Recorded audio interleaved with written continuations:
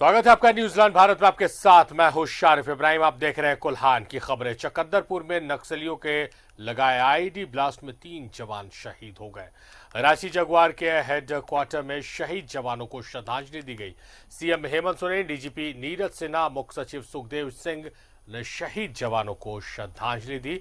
चकंदरपुर के लांजी में search operation पर निकले जवानों को नक्सलियों के साथ मुठभेड़ हो गई। मुठभेड़ के दौरान नक्सलियों ने आईईडी विस्फोट कर दिया, जिसमें 2 जवान मौके पर ही शहीद हो गए, जबकि एक जवान ने रांची के मेडिका में इलाज के दौरान दम तोड़ दिया। एक बार फिर लाल धमाका, चाईबासा में लैंड माइंस ब्लास्ट, आईईडी धमाके में 3 जवान शहीद, 2 घायल। सर्च ऑपरेशन के दौरान जवान हुए साजिश के शिकार। शहीद जवान देवेंद्र कुमार पंडित, शहीद जवान हरद्वार शाह, शहीद जवान किरण सुरीन। एक बार फिर हुए लाल धमाके में झारखंड ने अपने 3 सपूतों को खो दिया है। पश्चिमी सिंहभूम जिले के टोकलो थाना क्षेत्र स्थित लांजी जंगल में नक्सलियों के बिछाए लैंडमाइंस ब्लास्ट में झारखंड के 3 जवान शहीद हो गए, जबकि 2 जवान जख्मी हो गए। घायलों को हेलीकॉप्टर की मदद से रांची स्थित मेडिका लाया गया। नक्सलियों ने यह विस्फोट तब किया जब जिला पुलिस और सीआरपीएफ के जवान सर्च ऑपरेशन चला रहे थे। सुरक्षा बलों और नक्सलियों के बीच मुठभेड़ भी हुई।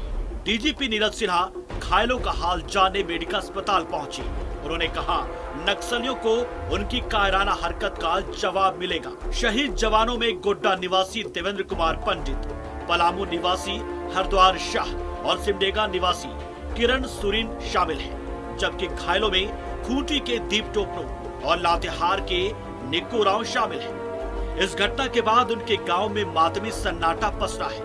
हर आंख नम है।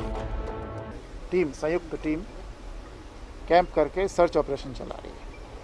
उस टीम की मदद करने के लिए ये अतिरिक्त फोर्स जा रहा था, जिसमें उस पहाड़ पर चढ़ने के दौरान ये घटना। वो अनुसंधान का विषय है। सर, लगातार इस तरह की घटनाएं हो रही हैं, हर बार बात में की जाती है। लैंड माइंस जिस तरह से ब्लास्ट, क्या कुछ नई रणनीति भी आएगी इस तरह की घटनाएं? माइन है या आईडी है, ये लगाया ही जाता है कि अभियान के दौरान जो पुलिस मूवमेंट हो उसको रोका जाए। तो अभियान हमारा जारी है। उसी अभियान के तहत ये घटना हुई है। पिछले 5-6 दिन से लांजी पहाड़ के ऊपर सर्च ऑपरेशन चल रहा है, उसी की मदद कर दिया जा रहा है। तो ये क्या लगता है सर, नक्सलियों द्वारा जो ये ट्रैप बिछाया गया था हाल के दिनों में या पहले से था? वो इलाके में पहले से लगा था। इधर तो चाईबासा में काफ़ी पिछले 15-20 दिन से काफ़ी रिकवरीज हुई हैं आईडीज़ की लगातार। तो कई जगह जहां इंफॉर्मेशन मिलता है वहां रिकवरी हो जाती है या उनको डिफ्यूज़ कर दिया जाता है। हाल के दिनों में सर घटनाएं इस तरह की आईडी रिकवरी भी बढ़ा है। चाईबासा में तो काफ़ी रिकवरी हुई है। सर, कुछ अब सख्त संदेश देना चाहिए नक्सलियों को, क्योंकि अब हालात जो हैं वो पानी सर के ऊपर। संदेश तो कार्रवाइयों के माध्यम से दिया जाएगा। डीआईजी कुल्हान राजू रंजन ने घटनास्थल का निरीक्षण किया। उन्होंने इसे नक्सलियों की बौखलाहट का परिणाम बताया और कहा कि नक्सलियों को मुंहतोड़ जवाब दिया जाएगा। ये पुलिस की और सीआरपीएफ की जो ज्वाइंट अभियान है, ये सतत जारी रहेगी। ये उग्रवादियों का कायराना हरकत है। बहुत दिनों के बाद हम लोगों ने लांजी को डोमिनेट किया है, तो उग्रवादी इससे बौखला गए हैं और ये कायराना हरकत किए हैं, लेकिन इससे पुलिस का मनोबल टूटने वाला नहीं है। पुलिस जो कदम आगे बढ़ाई है वो नक्सलियों की सफाई तक जारी रहेगा। सर, कितना टोटल सर इंजर्ड हैं और मार्टियर्ड हुए हैं? अभी तक मार्टियर्ड 3 हुए हैं, 3 शहीद हुए हैं और 2 इंजर्ड हैं। सीएम हेमंत सोरेन ने चाईबासा में हुए नक्सली घटना की निंदा की है। उन्होंने कहा कि नक्सलियों के करतूत ज्यादा दिनों तक नहीं चलेगी, उनके नेटवर्क को खत्म किया जाएगा। पुलिस पूरी तरह से मुस्तैद है। साथ ही उन्होंने ये भी कहा कि नक्सलियों के पास सिर्फ एक ही रास्ता है, वो मुख्य धारा में वापस लौटे। जो इनका मकड़ जाल है, इनका जो आधिपत्य क्षेत्र है, उन सब क्षेत्रों में अब पुलिस पर की पूरी कार्रवाई चल रही है और बहुत जल्द जिस तरीके से लगातार लोग इधर उधर भाग करके या तो पुलिस की शरणों में आ रहे हैं या आत्मसमर्पण हो रहा है या फिर मुठभेड़ में उनकी जानें भी जा रही है, ये भी आप देख रहे हैं।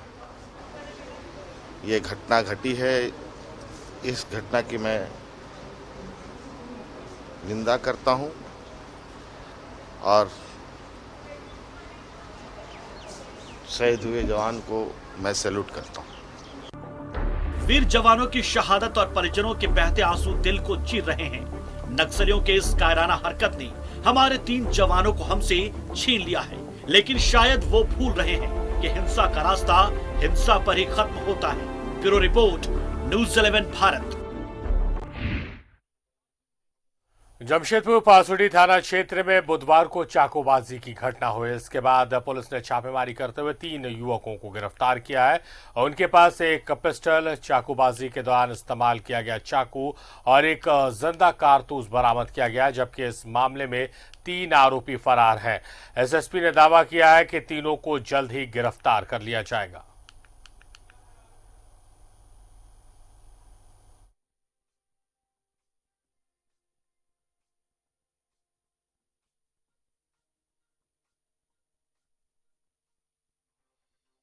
और जमशेदपुर से जहां गांजा बरामदगी मामले में 3 अभियुक्तों को 10 साल की सजा, प्रधान न्यायाधीश जिला जज मनोज प्रसाद की अदालत ने सुनाई सजा। तीनों अभियुक्तों पटना फतुहा के रहने वाले हैं। बरगोड़ा में 80 किलो गांजा बरामदगी का मामला है।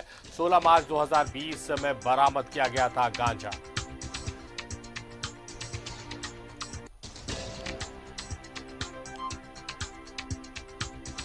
बारागोड़ा से 80 किलो गांजा बरामद किया गया था। इस मामले में अदालत ने आरोपियों को दोषी करार दिया। उसके बाद उनके खिलाफ सजा सुनाई है।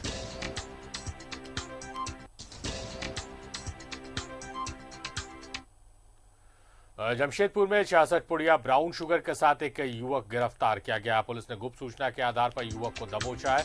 गिरफ्तार युवक को जेल भेज दिया गया है।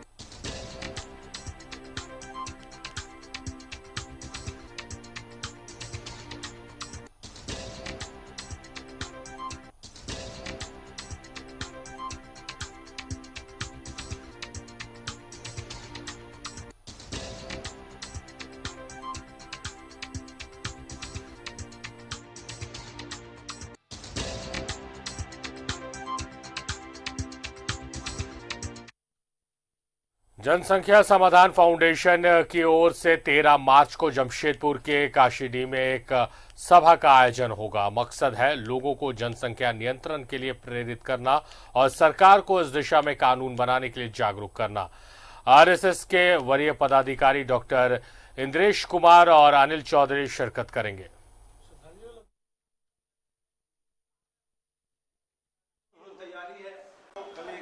सरकार आएगी, सरकार जाएगी, लेकिन अगर जनसंख्या कंट्रोल नहीं होगा तब ये बहुत बड़ी त्रासदी भारत को झेलना पड़ेगा।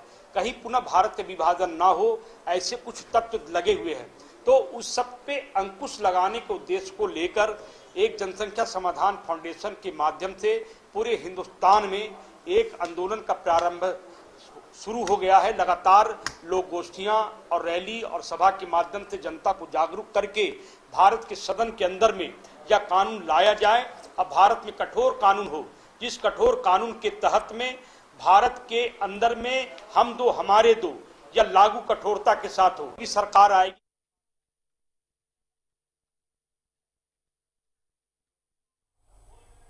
जमशेदपुर डीसी सूरज कुमार ने कोरोना को लेकर दूसरा वैक्सीन का उपयोग किया है। इसके लिए डीसी सूरज कुमार जमशेदपुर के रेड क्रॉस भवन पहुंचकर कोरोना वैक्सीन का दूसरा डोज लिया है।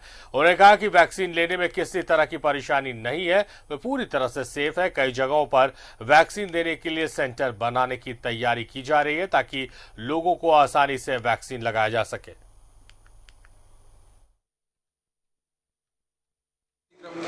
आज ये मेरा दूसरा डोज यहाँ पे मुझे रेड क्रॉस भवन में दे दिया गया है। मैं समस्त लोगों से अपील करता हूँ कि कोरोना के वैक्सीन पूरी तरीके से सेफ है। फर्स्ट डोज के बाद ही मुझे किसी प्रकार की परेशानी नहीं हुई थी। सेकेंड डोज मुझे लग गया, मुझे किसी प्रकार की कोई परेशानी नहीं हुई। ये डोज पूरी तरीके से सेफ है, तो सभी लोग जो है इसका वैक्सीनेशन जरूर कराएं। जो थर्ड फेज़ है उसमें हम लोगों ने प्राइवेट लोगों के लिए भी ये वैक्सीनेशन जो है शुरू कर दिया है, जिसमें कि 60 वर्ष से ऊपर के समस्त लोग वो अपना रजिस्ट्रेशन करवा के इमीडिएटली वैक्सीन की लाभ प्राप्त कर सकते हैं। जमशेदपुर में दिवंगत सांसद सुनील महतो की पुण्यतिथि पर लोगों ने उन्हें श्रद्धांजलि दी, जिसमें उनकी पत्नी और जेएमएम नेता मोहन करमरकर समेत अन्य नेता शामिल हुए। बता दें कि 4 मार्च 2007 को नक्सलियों ने घाटशिला के बसुडी में तत्कालीन सांसद सुनील महतो को गोली मारकर उनकी हत्या कर दी थी, लेकिन 1 दशक तक सीबीआई ने जांच की, लेकिन खुलासा नहीं हो पाया। उनकी पत्नी ने कहा है कि हमें न्याय की आस छोड़ दी है। की पुण्यतिथि है। आज ही के दिन 2007 में नक्सलियों ने गोली मारकर उनकी हत्या कर दी थी और फिर उसी सवाल के साथ हम खड़े हैं कि आखिर क्या इस मामले का कभी खुलासा होगा कि किसने सुनील महतो की हत्या की।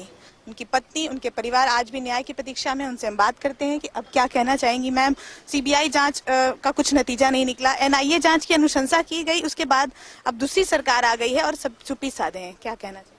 मेरे पास सही अर्थों में अगर मैं कहना चाहूँ तो कुछ नहीं बचा है बोलने के लिए, क्योंकि मैंने तब से लेकर ये 15 साल है हर दरवाजा खटखटाया, हर जगह न्याय की गुहार लगाई। जो सीबीआई देश की सर्वोच्च संस्था थी, 10 साल उसका इंतजार किया।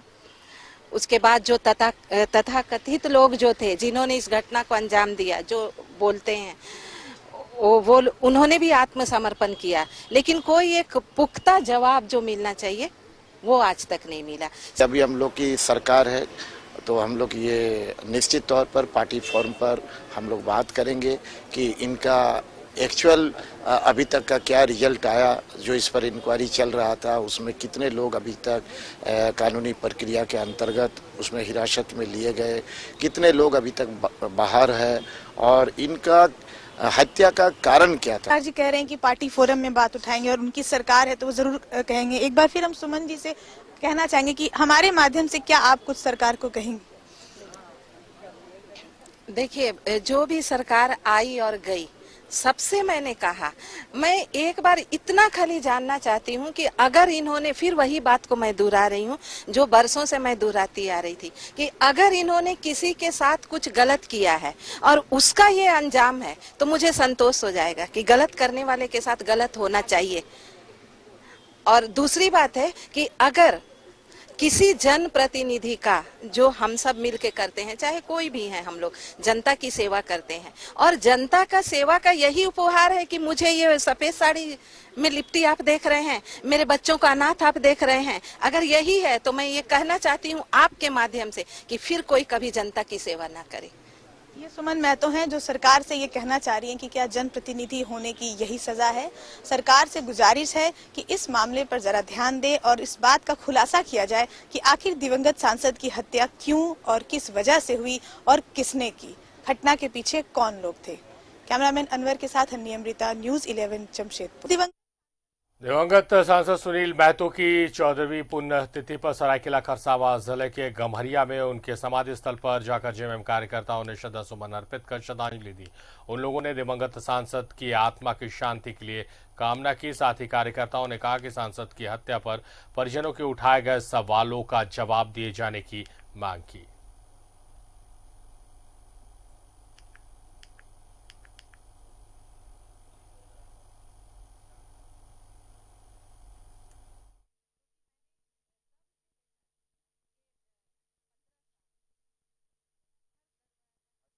हर जगह न्याय की।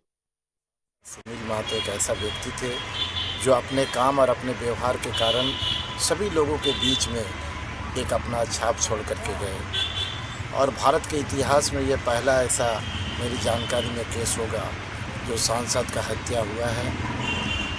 और उस हत्या में जो भी लोग शामिल थे,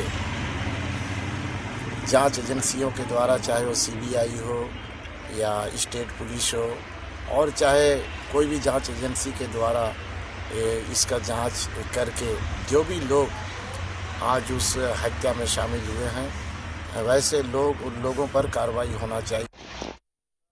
सरायकेला में मंजीत होटल के पास एक युवती लोगों से सहायता की मांग कर रही है। उसकी स्थिति देखकर आसपास में खलबली मच गई है।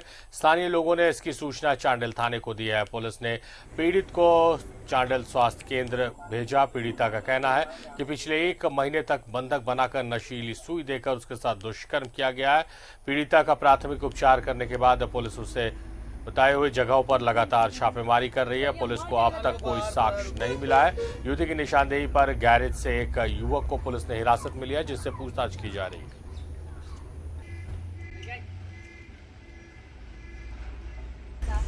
और हमको सुई नशे का देता था। रोड में अकाउंट में सुई डाल के लेके आया था हमको नशा का, और गलत काम किया मेरे साथ। कहाँ पे रहने? हम टाटा कलकौली फाटक। कितने लोग हैं? मेरा पापा है पोलियो नहीं, आपके साथ जो गलत हुआ कितने लोगों ने किया? 60 आदमी। 60 आदमी। कब से बंधक बनाए गए? 60 आदमी। कब से बंधक बनाया गया था? 1 महीना से। 1 महीना से। हाँ, और अभी मार उठ के ना पूरा चलने नहीं सके। कमर में पूरा घाव कर दिया है। कमर में मारा, सुई दिया, पैर में सुई गड़ा हुआ है। सुई निकलवा दीजिए खाली मेरा। डॉक्टर पास, हमको डॉक्टर पास जाना है। आप लोग से विनती करते हैं, आप मेरा मदद करिए। रिंग करने गया था ना, दरवाजा खुला था, हल्का सा दरवाजा खुला था, तो हम भाग गए। उसका घर जानते हैं, दिखला देंगे। 2 लड़का है वहाँ पे रहता है, 2 लड़का। नीले रंग का गेट है इसका। थाना प्रभारी चांडिल इसमें जांच कर रहे हैं क्या बात है। और चूँकि महिला काफ़ी बीमार है और ठीक ढंग से बयान उनका नहीं ये हो पा रहा है, इसलिए उन्हें चिकित्सक से पहले हम लोग उनका थोड़ा स्वस्थ करने के लिए भेजे हैं। उनका चिकित्सक जब उन्हें थोड़ा स्वस्थ कर देंगे तो हम लोग उसमें जांच आगे बढ़ाएंगे कितना सच है। और अगर ऐसा कुछ भी होगा तो सख्त कार्रवाई पुलिस करेगी। सरायकेला में न्यूज 11 भारत की खबर का असर हुआ है। 26 फरवरी को न्यूज 11 ने अवैध लोहा से लदे 2 ट्रकों के जाली कागजात से चलने की खबर दिखाई थी, जिसके बाद पुलिस ने ट्रक को जब्त तक कर ट्रक मालिक संजीव कुमार यादव धनबाद और लातेहार के विनी यादव को गिरफ्तार कर जेल भेज दिया है। हमने खबर दिखाई थी कि कैसे लॉयस्क फर्जी तरीके से ओडिशा के जोड़ा से झारखंड होते हुए चांडिल चौका, आदित्यपुर और सरायकेला में लाया जाता है।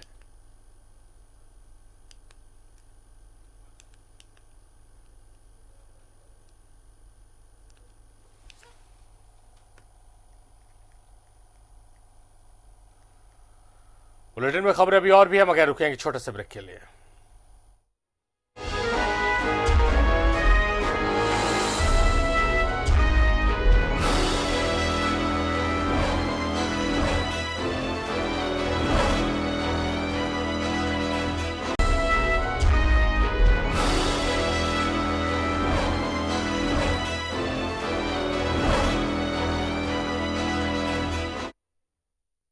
स्वागत है आप सभी का ब्रेक के बाद। झारखंड सरकार ने सभी स्ट्रीट फूड वेंडर और खाद्य पदार्थों की बिक्री करने वालों के लिए फूड सेफ्टी लाइसेंस अनिवार्य कर दिया। जमशेदपुर में ऐसे आदेश के आलोक में जिला प्रशासन ने अनुमंडल कार्यालय परिसर में 1 दिवसीय शिविर का आयोजन किया। इस शिविर में खाद्य पदार्थों के कारोबारियों को लाइसेंस बनाने की प्रक्रिया की जानकारी दी गई।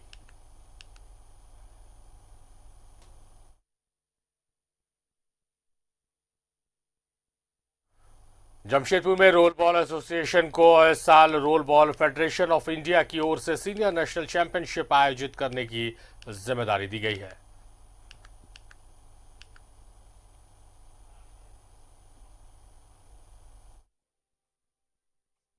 Role ball federation of India के द्वारा सीनियर नेशनल चैंपियनशिप कराने का मौका दिया गया है और ये सीनियर नेशनल चैंपियनशिप 11 से 15 मार्च के बीच जमशेदपुर में खेला जा रहा है, जिसमें 21 टीमें पुरुष वर्ग में और 16 टीमें महिला वर्ग में खेलने के लिए आ रही हैं अलग अलग राज्यों से। इस टूर्नामेंट का संचालन 2 ग्राउंडों पे किया जाएगा, मून सिटी मानगो एवं जेआरडी स्पोर्ट्स कॉम्प्लेक्स के ग्राउंड में। ये पहली दफ़े मून सिटी में नया ग्राउंड बना है जिस पर ये टूर्नामेंट खेला जाएगा। इसका इनॉग्रेशन 12 तारीख को 6:30 बजे शाम में है। मास्क नहीं पहनने पर आम लोगों पर पुलिस कार्रवाई करती है, पर जमशेदपुर में एक डॉक्टर से पुलिसकर्मी उलझ गया। जब डॉक्टर के पास वो पहुंचा और डॉक्टर ने उसे मास्क पहनने की हिदायत दी। बढ़ेंगे आगे। जमशेदपुर कलियाबेड़ा के आसपास के जंगलों में आग तेजी से फैल रही है। इसके कई कीमती वनस्पति, लकड़ी और पशु पक्षी जलकर खाक हो गए। वन सुरक्षा समिति के सदस्यों को जैसे ही पता चला कि जंगल में भीषण आग लगी है, उन लोगों ने जंगल पहुंचकर आग को बुझाने का प्रयास किया, लेकिन तेज हवा की वजह से आग जंगल में फैलती चली गई। आग पर काबू नहीं पाया गया। वन सुरक्षा समिति के लोगों का कहना है कि अज्ञात लोगों ने जंगल में आग लगा दी है।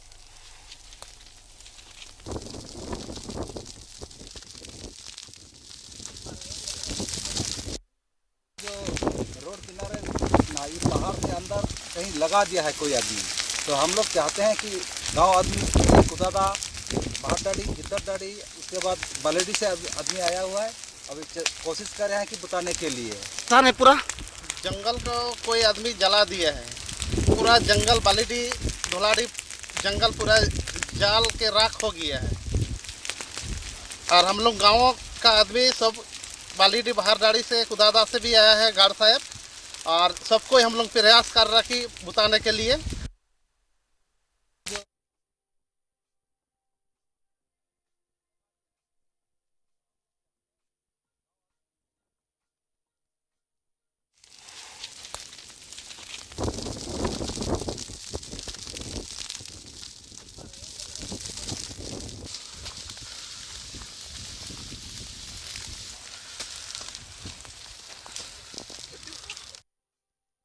पलामू के मोदीनगर में एक चाय की दुकान में गैस सिलेंडर के रसाव से आग लग गई, जिसके बाद अफरा तफरी का माहौल बन गया। मौके पर स्थानीय लोगों की मदद से आग पर काबू पाया गया। हालांकि किसी के हताहत होने की खबर नहीं है।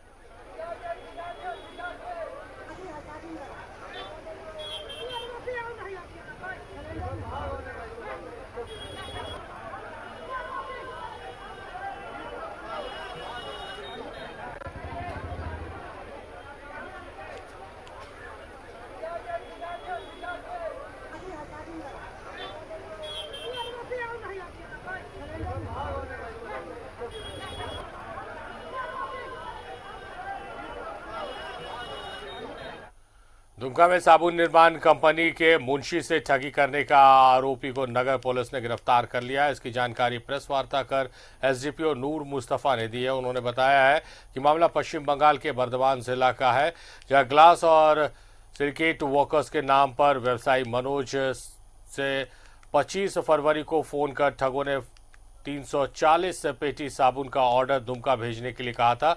स्कूटी सवार 2 युवकों ने साबुन अनलोड किया और बिना पैसे दिए फरार हो गए।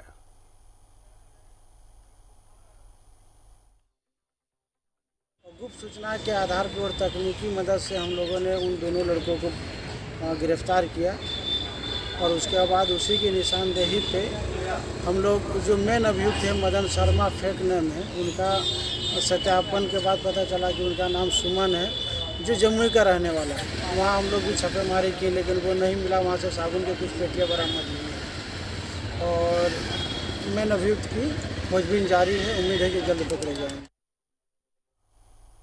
मधुपुर उपचुनाव को लेकर प्रशासन पूरी तरह से सतर्क है। चुनाव के दौरान शांति व्यवस्था बनाए रखने के लिए पुलिस बल ने फ्लैग मार्च किया। फ्लैग मार्च स्थानीय थाना से निकलकर प्रशासन की ओर से चिन्हित संवेदनशील इलाकों और शहर के कई इलाकों का भ्रमण किया।